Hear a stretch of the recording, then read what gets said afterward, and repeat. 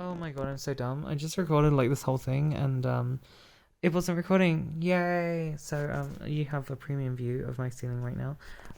But you know, that'll stay that way because I'm not showing my face. So you said you have some breathiness problems. So alright. So I think one of the easier ways to tackle this is to find like what a non-breathy soft sound sounds like first. So identifying that I'm not going to go for high resonance or anything, but that might sound something like. God, I'm a little bit. My closure is a little bit higher than I want it to be, but. Yo, yo, yo, yo, yo, yo. Right. So that's one sound. I'm kind of lying in bed, so maybe not the best situation to be doing voice stuff in, but it's fine.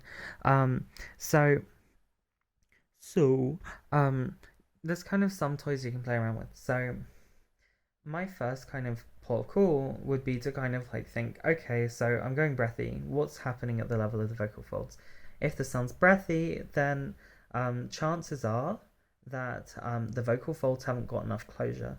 Um, so so we need to find methods of finding closure, right? So what are some things that have closure? Okay, so the sound oh, or like the British T sound, British, if you want to say it like that, right? It's got the kind of stop in the middle, uh, uh, right? And so we have a few options of things to play with, right? So if we were to go, I like an O sound for this, but like, oh. And we could practice the start of the sound, right? And find closure on it. So that obviously has closure at the start. And what we could do is try working getting softer from that kind of like more heavy closure situation. Right. And I'm not really finding what I'm looking for there, probably because I'm lying down.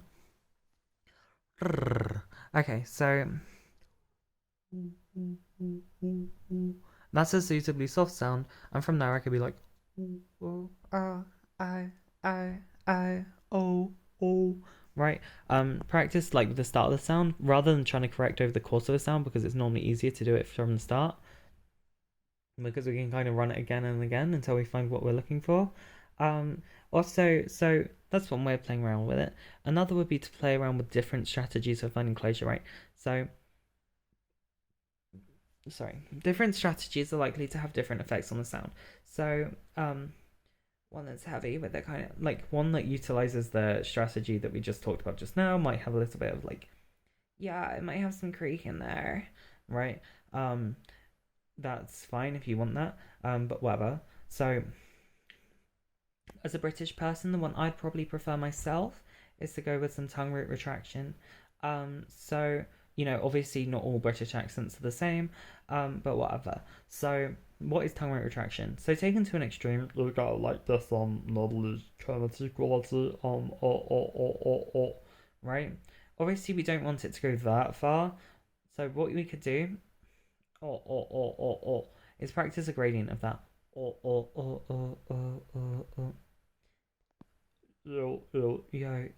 Yo. Sorry, I was changing pitch there, but yeah, yeah, yeah, so, yeah. So a voice like this has some tongue root retraction in it. If I play around with one that has more, so a voice like this has a fair amount in there. You can kind of hear it more in this one. Yeah. So this one's got enough closure.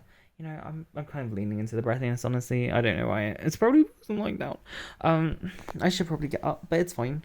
Um, but it's fine. All right. So, another one that you could play around with, and honestly, I have less experience with this one, because I'm not American. But you can play around with twang. So, ah, mm, so that is obviously a twangy sound. Alternately, yeehaw, right? Also, cowboy kind of sounds, twangy. Yeah, yeah, yeah. And that's obviously got quite a lot of closure in it, right? Yeah, yeah, yeah. Ah, ah, ah, ah. yeah, yeah. And a voice like that has enough in there. Um, so obviously I'm not getting what I'm going for right now because something tells me maybe doing voice work in bed is not the best way to do it, but it's fine. So, um, yeah, so you can play around with twang as a strategy for finding closure. One final caveat, just thing to look for, just in case, is you want to make sure you're not mistaking breathiness for false constriction. So, yes, yeah, uh, that is breathiness, right? On the other hand, if you have yeah, yeah, yeah, so, all those sounds were false constriction. We want to be careful that we're not mistaking them when we're trying to root out one and not the other, right? I mean, the first and most important step is identifying turbulence because not always do we need to do it in a super focused way. If we can be like, okay, there's turbulence in there, there's kind of like some noise in the signal, there's some noise in the sound we're producing, right? Whether that's breathy or kind of like constricted, right? Um, so we don't want to try to treat the problem with the wrong solution. But you said breathiness, I'll take you at what you got, but things to try on sets. Ooh, ooh, ooh, ooh, ooh, ooh, ooh, ooh, ooh, ooh. Right? And you've also got twang. Wah, wah, wah. Yeah, yeah, yeah. Sorry, I'm not getting what I'm going for right now. Twang is not a coordination I really ever play with. But and on the other hand, you've got tongue root retraction. Yeah, yeah, yeah, yeah, yeah, yeah, yeah. So, a voice like this has a fair amount of tongue root retraction in it as well. Yeah. So, so, so, a voice like this also does. Yeah, so you've got some toys to play with. Hopefully, one of those helps you.